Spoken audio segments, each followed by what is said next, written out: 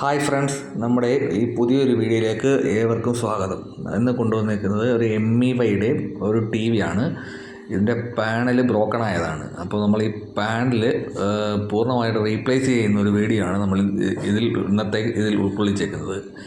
ME5 എന്നാണ് ആ ബ്രാൻഡിൻ്റെ പേര്. അപ്പോൾ നമ്മൾ അതിനായി ആദ്യം നമ്മൾ ചെയ്യേണ്ടത്, നമ്മൾ ഇതിൻ്റെ ബാക്കിലെ കവർ ഓപ്പൺ ചെയ്യണം. അപ്പോൾ അതിനായിട്ട് സ്ക്രൂസ് എല്ലാം ആദ്യം ഫുള്ളായി അഴിച്ച് മാറ്റണം. അതിനുശേഷം വേണം നമുക്ക് ഇതിനകത്ത് പാനൽ റിമൂവ് ചെയ്യാനായി. നമുക്ക് പൂർണ്ണമായിട്ടും ഒരു സ്ക്രൂ പോലും നമുക്കതിനകത്ത് ഉണ്ടാകാൻ പാടില്ല. എല്ലാ സ്ക്രൂസും അയച്ച ശേഷം പാനൽ ഊരിയെടുക്കാം. അതിനായി അതിൻ്റെ കണക്ടറും AC കോഡും എല്ലാം ഊരി മാറ്റണം. അതിനുശേഷം വേണം നമ്മളതിൻ്റെ ഫ്രെയിം ആദ്യം ഊരി മാറ്റണം. ഫ്രണ്ടിലെ ഫ്രെയിം എല്ലാം ഊരി മാറ്റിയ ശേഷം വേണം നമുക്ക് പാനൽ ഓപ്പൺ ചെയ്തെടുക്കാൻ. അതിനായി പാനൽ നമ്മൾ ഫുൾ ഫ്രെയിം എല്ലാം ഓപ്പൺ ചെയ്തിട്ടുണ്ട്. ഇതിന് ശേഷം പാനൽ റിമൂവ് ചെയ്യുകയാണ്. ബ്രോക്കണായ പാനലാണ് അത്. നമ്മൾ ജസ്റ്റ് ഒന്ന് റിമൂവ് ചെയ്ത് മാറ്റുകയാണ്. ഇപ്പോൾ ഇതിൻ്റെ പ്രശ്നമുള്ളതെന്ന് പറഞ്ഞു കഴിഞ്ഞാൽ, ഇപ്പം ഇതിൻ്റെ ഒരു വലിയൊരു ഹിറ്റ് വന്നതുകൊണ്ട് തന്നെ നമുക്ക് ഇതിനകത്ത് ഇതിൻ്റെ ഡിഫ്യൂസർ ഷീറ്റ് പൊട്ടിപ്പോയിട്ടുണ്ട് പൂർണ്ണമായിട്ടും. ഒരു ഡിഫ്യൂസർ ഷീറ്റ് പൂർണ്ണമായിട്ട് പൊട്ടി മാറിയിട്ടുണ്ട്. അപ്പം ആ ഡിഫ്യൂസർ ഷീറ്റ് ഉൾപ്പെടെ വേണം നമുക്ക് മാറാനായിട്ട്.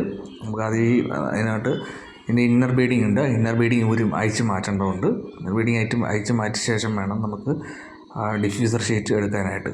അപ്പം നമുക്ക് ഇപ്പോൾ കാണാൻ പറ്റും, നമുക്ക് ആ ഡിഫ്യൂസർ ഷീറ്റ് പൊട്ടിപ്പോയതിൻ്റെ ഒരു വലിയൊരു ഹിറ്റാണ് സംഭവിച്ചേക്കുന്നത്. നമ്മുടെ വീട്ടിലൊക്കെ കൊച്ചു കുട്ടികളൊക്കെ ഉണ്ടെങ്കിൽ ഇങ്ങനെയൊക്കെയുള്ള കാര്യങ്ങൾ എല്ലാ വീടുകളിലും സംഭവിക്കാറുണ്ട്. അപ്പോൾ അങ്ങനെ സംഭവിച്ചാവാനാണ് ചാൻസ്. ഇത് കണ്ടോ, അപ്പോൾ അത് പൊട്ടിപ്പോയി, വലിയൊരു ഹിറ്റാണ് ഉണ്ടായത്. അപ്പോൾ നമ്മളപ്പം ഈ ഡിഫ്യൂസർ ഷീറ്റ് ഉൾപ്പെടെ വേണം നമുക്ക് മാറാനായിട്ട്.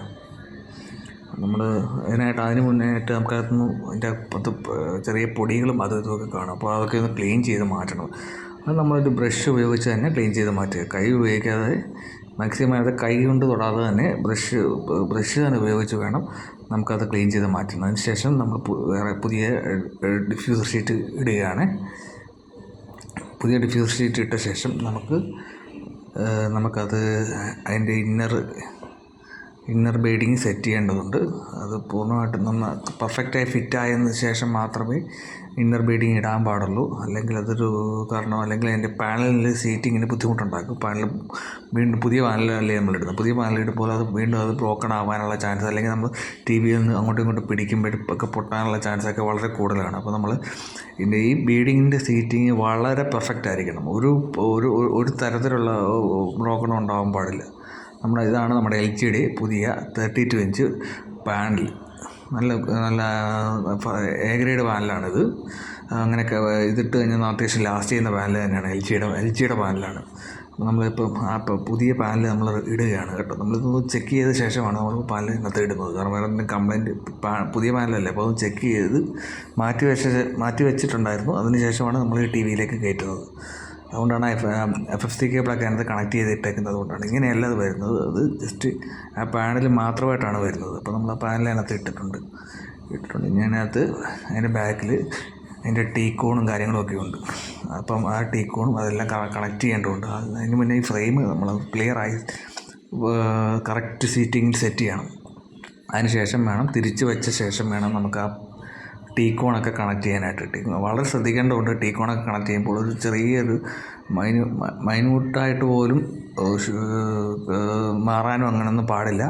അങ്ങനെ പാനൽ വരെ ഡാമേജ് ആവാൻ ചാൻസ് ഉണ്ട്. വളരെ ശ്രദ്ധിച്ചിട്ട് വേണം നമ്മളിത് ചെയ്യേണ്ടത്. അപ്പോൾ നമ്മുടെ ചില സുഹൃത്തുക്കളൊക്കെ നമ്മൾ ബേസിക് യൂട്യൂബിൽ ഇങ്ങനെയുള്ള വീഡിയോസ് കണ്ടുകൊണ്ടൊക്കെ നമ്മൾ മാറുന്നത് കണ്ടിട്ടുണ്ട്. അപ്പോൾ ചിലരുടെ കയ്യിൽ നിന്നൊക്കെ ഇങ്ങനെയുള്ള പ്രശ്നങ്ങളൊക്കെ വരാറുണ്ട്. അപ്പോൾ നമ്മൾ ചെയ്യേണ്ട ഒരു കാര്യം എന്ന് പറഞ്ഞാൽ, ഇതിൻ്റെ ഫിറ്റിങ്സ് പെർഫെക്റ്റ് ആയിരിക്കണം. പെർഫെക്റ്റ് ആയില്ലെങ്കിൽ ഉള്ള ബുദ്ധിമുട്ടാണ് ഇങ്ങനെ ഉണ്ടാകുന്നത്. പാനൽ നമ്മൾ ഇടുമ്പോൾ തന്നെ ഇതിൻ്റെ DC AC അടിച്ചങ്ങ് പോകും. അപ്പോൾ അങ്ങനെയുള്ള പ്രശ്നങ്ങൾ പെട്ടെന്ന് ഉണ്ടാകുന്ന കാര്യമാണ്. അതുകൊണ്ട് ദയവായി എല്ലാവരും അതൊന്ന് ശ്രദ്ധിച്ച ശേഷം മാത്രമേ, നല്ലൊരു എക്സ്പീരിയൻസ്ഡ് ആയ ശേഷം മാത്രമേ ഇങ്ങനെയുള്ള പാനലുകൾ മാറാൻ പാടുള്ളൂ. പിന്നെ നല്ലൊരു എക്സ്പീരിയൻസ്ഡ് ആയിട്ടുള്ള ഒരു ടെക്നീഷ്യനെ കൊണ്ട് ചെയ്യിക്കുന്നതായിരിക്കും എപ്പോഴും നല്ലത്. നമ്മുടെ നമുക്ക് അത് പെർഫെക്റ്റായിട്ട് റെഡിയായി കിട്ടാൻ ഏറ്റവും നല്ലത് അത് തന്നെയാണ്. നമ്മൾ മാക്സിമം സ്വന്തമായി ചെയ്യുന്ന ഒഴിവാക്കി നല്ലൊരു പെർഫെക്റ്റായിട്ടുള്ള ടെക്നീഷ്യനെ കൊണ്ട് തന്നെ നമ്മുടെ ആ സെറ്റ് റെഡിയാക്കിക്കാൻ ശ്രമിക്കുക. പിന്നെ ഇപ്പോൾ ഇതിനകത്തിപ്പം നമ്മളിപ്പോൾ ഇനിയിപ്പോൾ LVDs കണക്ട് ചെയ്യാൻ പോവുകയാണ്. LVDs കേബിൾ കണക്ട് ചെയ്യുകയാണ്. LVDs കേബിൾ കണക്ട് ചെയ്ത ശേഷം നമുക്ക് ആ ടീക്കോൺ അവിടെ നിന്ന് ഫിക്സ് ചെയ്യണം. ഇപ്പം പൂർണ്ണമായിട്ടും നല്ല ടൈറ്റായി ടീക്കോൺ ഫിക്സ് ചെയ്യണം. അവിടെ ഒരു അനക്കവും സംഭവിക്കാത്ത രീതിയിൽ അപ്പുറം ഡബിൾ സൈഡ് ടേപ്പ് ഉപയോഗിച്ച് ഒട്ടിച്ച ശേഷം അപ്പുറം കോട്ടൺ ടേപ്പ് ഉപയോഗിച്ച് ഒട്ടിച്ച് വിടണം. അപ്പം അതൊരു പെർഫെക്റ്റായിട്ടിരിക്കുകയുള്ളൂ. അപ്പോൾ നമ്മൾ ആ കോട്ടൺ ടേപ്പ് ഉപയോഗിച്ച് ഒട്ടിക്കുകയാണ്. അപ്പുറം ഒട്ടിച്ചിട്ടുണ്ട്, 2 സൈഡും ഒട്ടിച്ചിട്ടുണ്ട്. പിന്നെ അതിന് ശേഷം നമ്മൾ സ്ക്രൂസൊക്കെ ഒന്ന് ഇട്ടിട്ട് ടൈറ്റ് ചെയ്യുകയാണ്. പാനലിൻ്റെ സ്ക്രൂസൊക്കെ ഇട്ടൊന്ന് ടൈറ്റ് ചെയ്യുകയാണ്. ഇനി അതിന് ശേഷം നമ്മൾ അതിൻ്റെ ബാക്കിലെ പാനൽ, അതായത് സെൻസറും മറ്റു കാര്യങ്ങളും വരുന്ന ബാക്ക് പാനൽ കണക്ട് ചെയ്യുകയാണ്. കണക്ട് ചെയ്ത ശേഷം അതിൻ്റെ സ്പീക്കർ ലൈനും കണക്ട് ചെയ്ത ശേഷം അതിനുശേഷം നമ്മൾ അത് കൃത്യമായിട്ട് ലോക്ക് ചെയ്യുകയാണ്. കൃത്യമായിട്ട് അത് ഫിക്സിങ് കറക്റ്റ് ആയിരിക്കണം, അല്ലെങ്കിൽ നമ്മളത് വീണ്ടും അത് അഴിഞ്ഞു വരാനും ആ പാനൽ പൊട്ടാനും ഒക്കെ ചാൻസ് വളരെ കൂടുതലാണ്. അതുകൊണ്ട് നമ്മളിത് ഈ ബാക്ക് കവറൊക്കെ ഇടുമ്പോൾ കൃത്യമായിട്ട് അതിൻ്റെ സൈസ് കറക്റ്റായിട്ട് ഫിക്സ് ചെയ്യണം, അല്ലെങ്കിൽ ഇത് പൊട്ടാനുള്ള ചാൻസ് ഉണ്ട്. അപ്പോൾ അങ്ങനെയൊക്കെയാണ് നമുക്ക് ഇങ്ങനെയുള്ള ഈ TV അങ്ങോട്ടും ഇങ്ങോട്ടും എടുക്കുമ്പോഴൊക്കെ പൊട്ടലുകൾ വരുന്നത്. അങ്ങനെയൊക്കെ കൊണ്ട് പൊട്ടലുകൾ വരാം. അപ്പോൾ അതുകൊണ്ട് ഇങ്ങനെ കറക്റ്റായി ഈ ബാക്ക് കവറും നമ്മുടെ ഈ പാനൽ ബീഡിങ്ങും ഒക്കെ ഫിക്സ് ചെയ്യുമ്പോൾ നമ്മളതൊന്ന് കറക്റ്റായിട്ട് ശ്രദ്ധിച്ചിട്ട് വേണം നമ്മൾ ഇത് ചെയ്യാനായിട്ട്. നമ്മൾ ഓണാക്കി നോക്കിയിട്ടുണ്ട്. അപ്പോൾ അത് TV കൃത്യമായിട്ട് ഓണായി വന്നിട്ടുണ്ട്. വേറെ പ്രോബ്ലംസ് ഒന്നുമില്ല.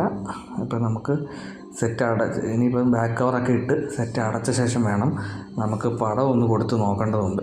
പടത്തിൽ എന്തെങ്കിലും വേറെ പ്രശ്നങ്ങൾ എന്തെങ്കിലും ഉണ്ടോ, കളർ പ്രശ്നമോ അങ്ങനെ എന്തെങ്കിലും, അല്ലെങ്കിൽ ബ്രൈറ്റ്നസ് കുറവോ അങ്ങനെ എന്തെങ്കിലും ഉണ്ടോ നോക്കേണ്ടതുണ്ട്. അതിന് മുന്നേ ആയിട്ട് നമ്മൾ ബാക്ക് കവറെല്ലാം സ്ക്രൂ ഇട്ട് ടൈറ്റ് ചെയ്യാൻ പോവുകയാണ്. നന്നായിട്ട് ടൈറ്റ് ചെയ്ത ശേഷം വേണം നമ്മൾ ഇത് നോക്കാനായിട്ട്. ഇതിനകത്ത് എന്താ കാര്യം, ഈ വാൾ മൗണ്ടിൻ്റെ ഫിറ്റിങ്സ് ഉള്ളത് ഇതിൻ്റെ ബാക്ക് കവറിലാണ്. ആ ബാക്ക് കവർ നല്ല പെർഫെക്റ്റായിട്ട് തന്നെ ഫിറ്റ് ചെയ്യേണ്ടതുണ്ട്. പെർഫെക്റ്റായി ഫിറ്റ് ചെയ്ത് ടൈറ്റായിട്ട് സ്ക്രൂ ചെയ്യേണ്ടതുണ്ട്. കാരണം ആ ഫിറ്റിങ്സിൻ്റെ ലോഡ് ആ ബാക്കിലെ ഒറ്റ പാനലിലാണ് വരുന്നത്. നമ്മൾ അധികം ശ്രദ്ധിച്ചിട്ട് വേണം കൃത്യമായിട്ട് ചെയ്യാൻ. എന്നിട്ട് TV ഓൺ ആക്കുകയാണ്. ഇപ്പോൾ TV ഓൺ ആക്കിയിട്ടുണ്ട്. സിഗ്നൽ നമ്മൾ ഇൻപുട്ട് HDMI സിഗ്നൽസ് കൊടുത്തിട്ടുണ്ട്. എന്നിട്ട് വേണം ഇപ്പോൾ TV ഓണായി വരുമ്പോൾ നമുക്ക് പടത്തിൻ്റെ ക്വാളിറ്റിയും കാര്യങ്ങളൊക്കെ കാണാൻ പറ്റും. നന്നായിട്ട് പടം നല്ല ക്ലാരിറ്റിയാണ്. നമ്മൾ LGയുടെ നല്ല പാനലാണ് നമ്മൾ യൂസ് ചെയ്തേക്കുന്നത്. നല്ല പടത്തിന് നല്ല ക്ലാരിറ്റി ആയിരിക്കും, അത്യാവശ്യം ലൈഫും ഉണ്ടാവും.